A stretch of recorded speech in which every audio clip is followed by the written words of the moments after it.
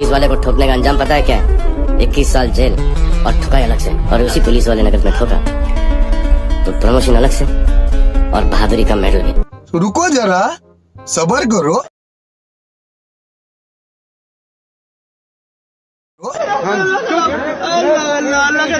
क्या नाम है तेरा? नहीं ऐसा ही।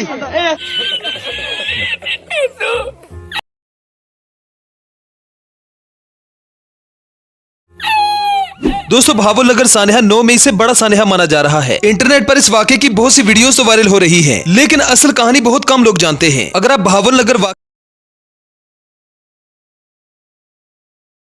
वाकये की पूरी कहानी सुनना चाहते हैं तो इस वीडियो को एंड तक जरूर देखिएगा। कहानी कुछ यूँ है कि भावल नगर शहर के बाहर रास्ते में एक पुलिस का नाका आता है। ये नाका नहीं, पुलिस वालों के लिए पैसों की मशीन है। अगर इस नाके से अमीर लोग और पैसा देने वाले लोग गुजरते हैं तो उन पर कोई कानून लागू नहीं होता, लेकिन अगर कोई यहाँ से गरीब गुजरे तो उस पर सारे कानून लागू हो जाते हैं। खास तौर पर रमजान के आखिरी इशरे में यहाँ का कानून कुछ ज्यादा ही सख्त हो जाता है। इज्जत इमाम जनाब मोहम्मद रिजवान दामत बरकातम आलिया इस इलाके के SHO हैं। इंसान तो इंसान, जानवर चरिंद परिंद भी इनके गजब से पनाह मांगते हैं। SHO मोहम्मद रिजवान की लूटमार अरूज पर थी। हर गरीब को यहाँ पर रोका जा रहा था और उनसे पैसे लूटे जा रहे थे। अगर शराफत से कोई पैसे दे भी दे तभी उसे लात मुक्के घूसे तोहफे में मिल रहे थे। अब सीन यहाँ पर कुछ यूँ होता है कि एक बाइक सवार आता है जो कम पैसे देता है और इस पर पुलिस वालों की इससे गालम गलोच हो जाती है। उसे लाते मुक्के घूसे मारे गए और उसे घसीटा भी गया, लेकिन हालात की संगीनी को देखते हुए वो बाइक सवार वहाँ से भाग गया। अब दामत बरकातम मोहम्मद रिजवान SHO के हाथ से किसी भी इंसान का बचकर निकल जाना कोई आसान बात थोड़ी थी। SHO साहब तो वहाँ के हुक्मरान है। पूरे एरिया में इन्हीं की पावर चलती थी। अक्खा भावल नगर पर इनका राज था। कोई परिंदा इनकी इजाजत के बगैर पर नहीं मार सकता था। SHO रिजवान ने ठान लिया कि वो इस बंदे को नहीं छोड़ेंगे। अब रात होते ही SHO साहब ने उस आदमी के घर पर छापा मार दिया बिना किसी इजाजत के, बिना किसी वारंट गिरफ्तारी के। आपको बता दें कि ये वही आदमी था जिसने SHO साहब को दिन में कम पैसे देने की वजह से मार खाई थी और मौका पाते ही वहां से भाग गया था। वो बाइक वाला लड़का तो घर में मौजूद नहीं था, लेकिन उसके 2 भाई फौज में मुलाजिम थे। एक की ड्यूटी वजीरिस्तान में और दूसरे की रावलपिंडी थी। ये दोनों फौजी भाई ईद मनाने के लिए घर आए हुए थे। जब उन्होंने पुलिस से घर में छापा मारने के वारंट मांगे तो SHO साहब ने दांत निकालकर दिखा दिए और कुछ सोचे समझे बिना ही औरतों पर तशद्दुद करना शुरू कर दिया। बच्चियों के गिरेबान फाड़े और औरतों को लाते मारी गई और आखिर में SHO साहब इन दोनों भाइयों को थाने में ले आए। सारी रात इन दोनों भाइयों पर तशद्दुद किया जाता रहा। रात को 1 मिनट के लिए भी सोने नहीं दिया गया। जब दोनों भाइयों की हालत तशवीशनाक हो गई, ज्यादा खून बहने और कुछ हड्डियां टूटने की वजह से, तो वक्त की नजाकत को देखते हुए पुलिस वालों ने इन दोनों भाइयों को बेहोशी की हालत में GHQ भावलपुर में पहुंचा दिया। जब इन पुलिस वालों से पूछा गया कि दोनों की ऐसी हालत कैसे हो गई, तो पुलिस वालों ने जवाब दिया कि ये दोनों हमें सड़क के करीब मिले हैं, शायद गाड़ी से इनका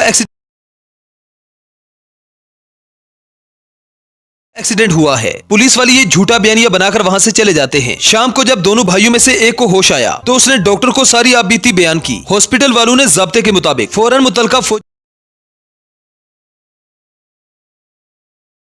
फौजी इदारे को इतला की। इन्वेस्टिगेशन की गई और पता चला कि थाने में इन दोनों की ना तो एंट्री की गई और न ही इन दोनों का कोई रिकॉर्ड था। भावलपुर पुलिस ने इस मामले को दबाने के लिए एक हल्की सी FIR की। मुतलका थाने के SHO और 2-3 मुलाजमीन को मुअत्तल करके किसी दूसरे थाने के हवालात में बंद कर दिया। सबसे पहले फौज के मुतलका इदारे ने ज़ाब्ते के मुताबिक पुलिस को इस मामले में फ्री एंड फेयर इन्वेस्टिगेशन करने का कहा और सख्ती से पुलिस डिपार्टमेंट को यह भी कहा कि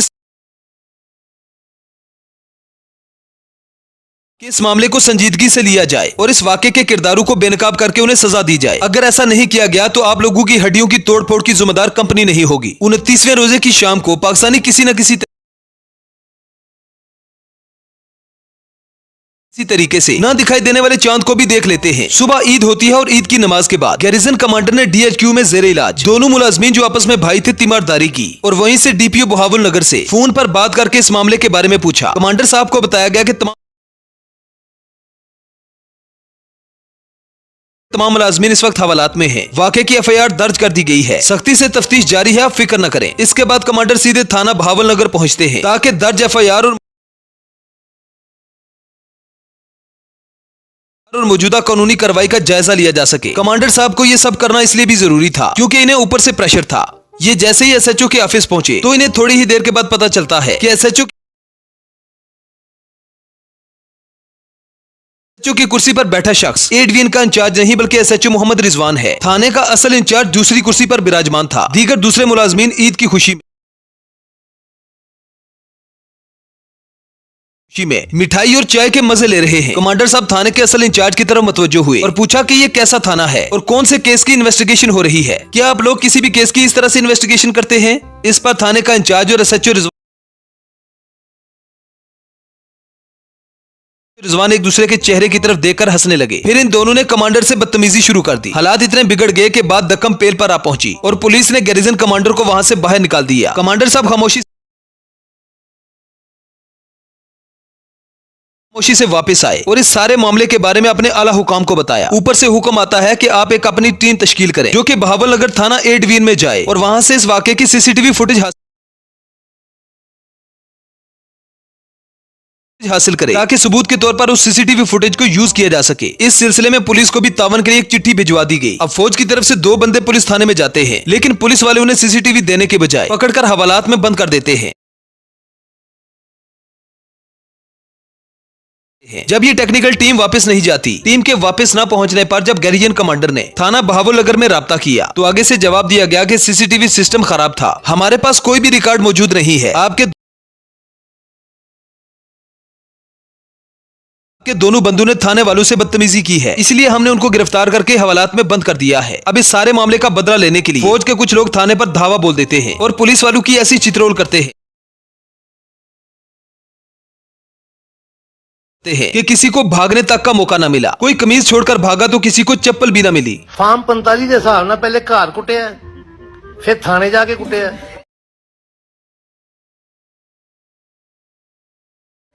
फिर जो इलाज कराने हस्पताल गए ने उत्थे जाके कुटिया, उस हस्पताल के एमएस नूं भी कुटिया ते फार्म 47 के हिसाब नाल गलतफहमी सी। एसएचओ रिजवान को उनकी आला कारकर्दगी की बिना पर पूरे 2 घंटे तक मुर्गा बनाया जाता है और इसी तरह से होता है इस कहानी का the end. Thanks for watching. Police वालों ने एक ट्रक को रोका और उसको पूछा ट्रक वाले को कि भाई साहब अंदर क्या है। उसने कहा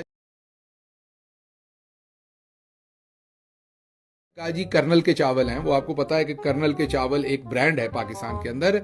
तो उसने कहा जी कर्नल के चावल हैं। तो पुलिस वाले ने पकड़ने के बजाय ट्रक को ठोका सलूट।